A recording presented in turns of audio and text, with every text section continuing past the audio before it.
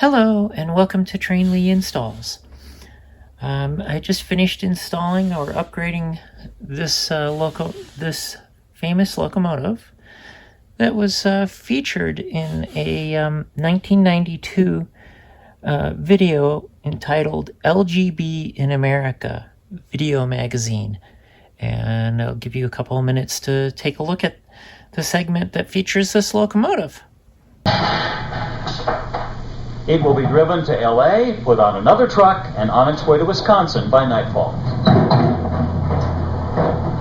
Working in a warehouse, Rick sees lots of cars and engines that look the same. He wanted something different. It's his autograph car. Jerry Lewis signed it when he visited. So did Joe Regalbuto. You know him as Frank Fontana, one of the regulars on the Murphy Brown TV show. We know him as Joe Regalbuto, LGBer and railroad empire builder. Joe is no stranger to acting, with an Emmy nomination and credits on shows like Magnum P.I., Lou Grant, Night Court, St. Elsewhere, Cagney and Lacey. But when it comes to LGBing, he is a relative newcomer, starting in spring of '91 with this European-style layout. His advice to those starting out? There are a couple of publications out now, and if you can, there are numbers. You can talk to somebody who's done it. Basically, the trains pretty much handle themselves. It's so easy to put the track together, and you kind of lay it in the dirt, and they'll go. I kid around about it, but I had no skills at all. I'm not even handy around the house. So there's a lot of trial and error, and I think, if it were a real railroad, I'd be into millions of dollars of overruns here. But you learn from your mistakes and you push on. Working on a garden railroad can be a great stress reliever after long days on the set, but most of the construction here was done during the show's hiatus. Literally 1 in the morning, sometimes I'd be out there digging. It was my compulsive behavior just to want to get it done. No surprise that with that kind of energy, the layout was done in just 3 months. Now 4 trains run flawlessly through green, more reminiscent of Switzerland than Santa Monica. I decided at a certain point I didn't want any maintenance at all, so I put a concrete road bed, which allows me to just hose it off if I want, hose the track. If leaves come on it, I can take a blower or anything like that. It's just real easy to deal with. Joe's had the Hollywood movers and shakers over for dinner and backyard parties, producers, agents, directors, and stars.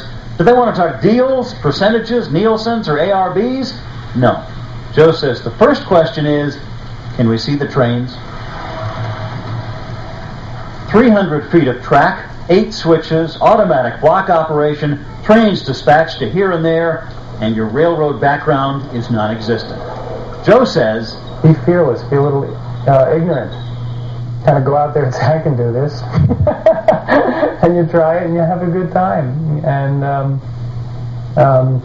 I tapped skills that I had no idea I had. I mean, I'm the maker of mountains now. Welcome back from visiting Joe's yard. Now, this is one of his locomotives that was featured in that video. And I just finished upgrading it with a Zimo MS950 series decoder, and I customized the original Heinz Dappen sound project that was designed and recorded from the actual locomotive. To start with, as typical on many of them, we turn its sound on or off by using or pressing F8. Then additionally, we have your typical, F1 for the bell.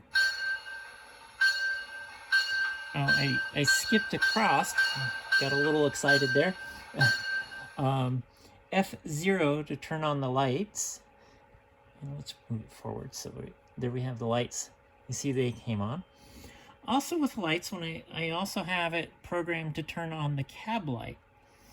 And I'll talk about that in just a couple minutes. So F1 is the bell. F2 is one of the whistles. That's your kind of your short whistle.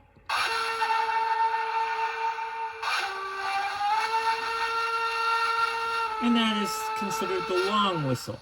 The neat thing about these whistles is that F2, I can depress and lock F2 on my keypad, and it blows the whistle as long as that is locked. Once I release it, it stops blowing the whistle. F4, I set up with a script to turn off the squealing brakes when it's normally operating. So you don't have to deal with that nasty, here I'll show it, that nasty brake squeal when it stops. I'll get going a little bit. See that squeal? Now I'll turn on F4 and bring it back forward a little bit here.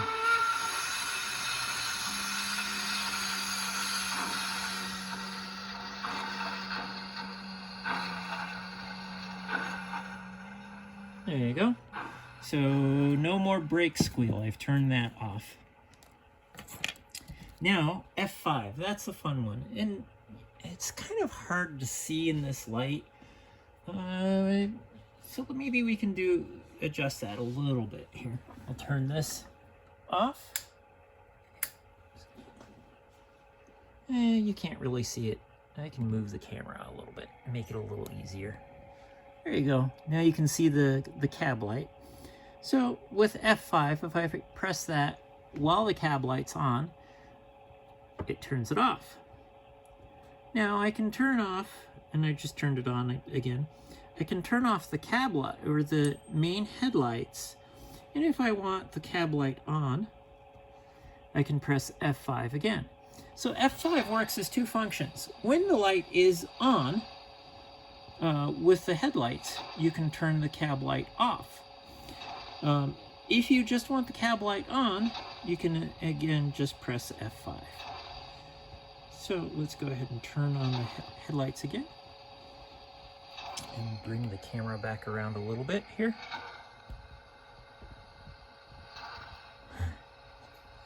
Sorry about the little bumpiness there. So F6 turns on the smoke. To operate the smoke, this is just a standard LGB smoke generator. To operate that, you want to put a couple of drops of smoke fluid in there. And I'm just using standard LGB smoke fluid, and I have a handy little plastic pipette that I'm using to put the smoke fluid in it. And then I'm just going to turn it on. It'll give it a minute or two, and it'll heat up and start smoking. In this particular case, it's just an on and off for the smoke generator. Maybe if I back it up a little bit,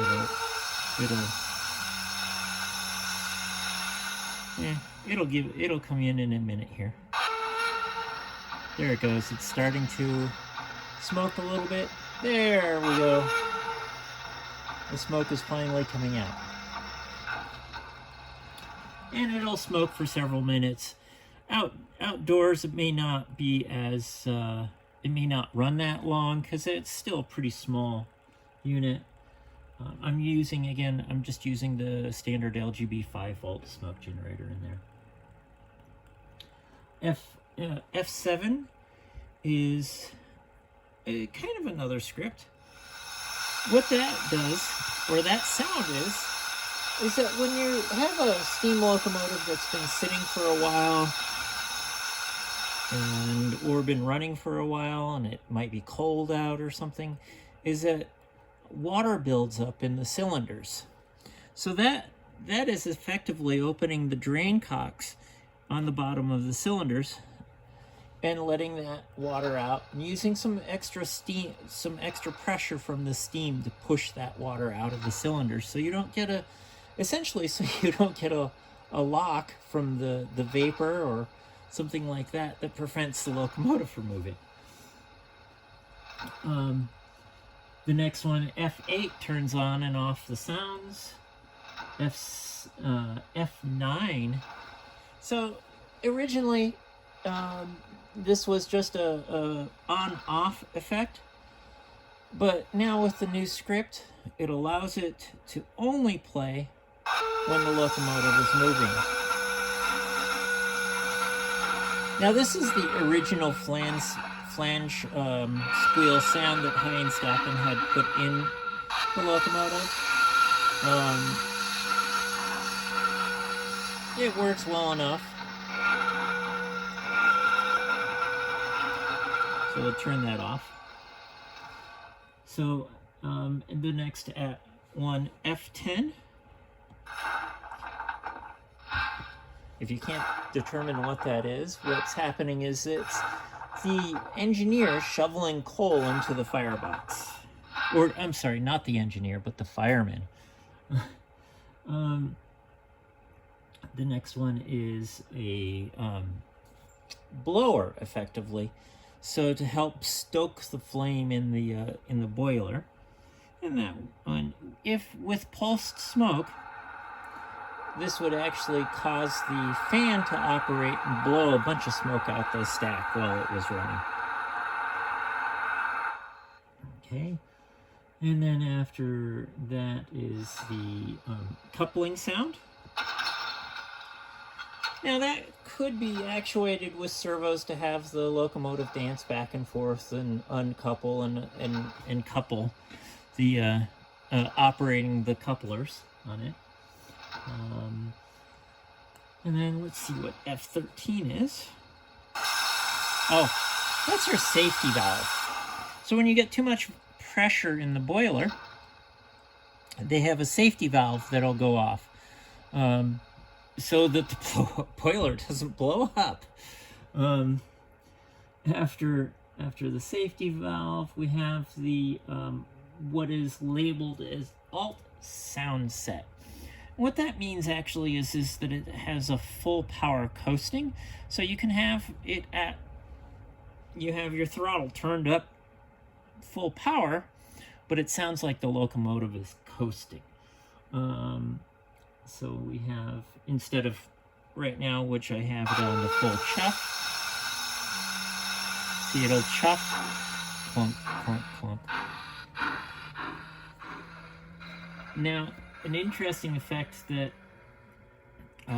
with the modern decoders and programming,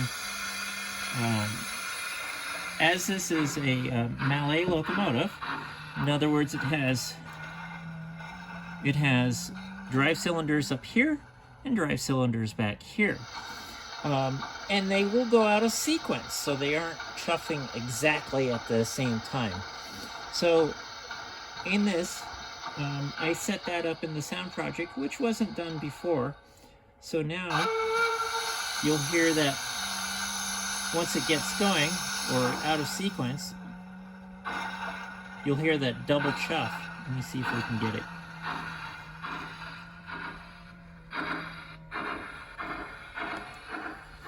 That means that both cylinders are not firing exactly at the same time, creating essentially that double chuff.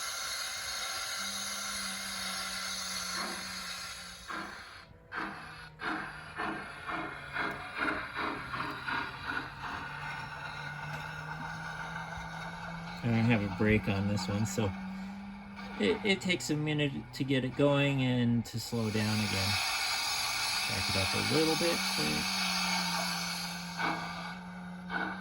All right. So F15 now, for us Americans, what that is the conductor whistle.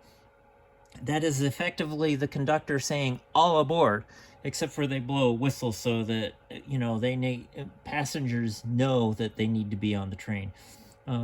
With the modern trains, they still have that sound. It's just played before the train starts. Let's see. Oh, F16 now is a station announcement.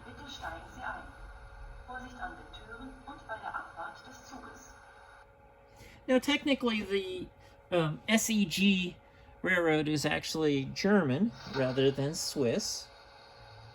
But apparently Joe liked the train, so he acquired one of these. So the announcement is very specifically German. Let's see what F17 is. Let's play that. F17. That would be adding water to the saddle tanks. There's a filler point here, and the same thing on the other side. These are the saddle tanks on this locomotive, and they hold the water for the boiler. Whereas the coal bunker, in this case, or fuel bunker, and this one's coal, is directly behind the cab. And then let's see. Then there's a couple of air pumps, fast and slow, and then the injector, which is injecting water into the boiler. I mean, when you have it under pressure, you don't want to just pour water into the boiler. It cause lots of problems, and you lose your pressure.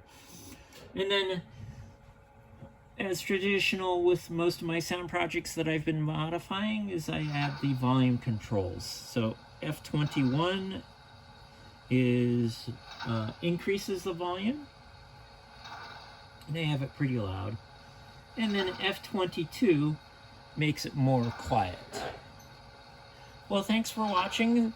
This is one of Joe's locomotives that I am working on, and as I said a little bit earlier, perhaps the locomotive after that LGB video is just as famous as Joe is.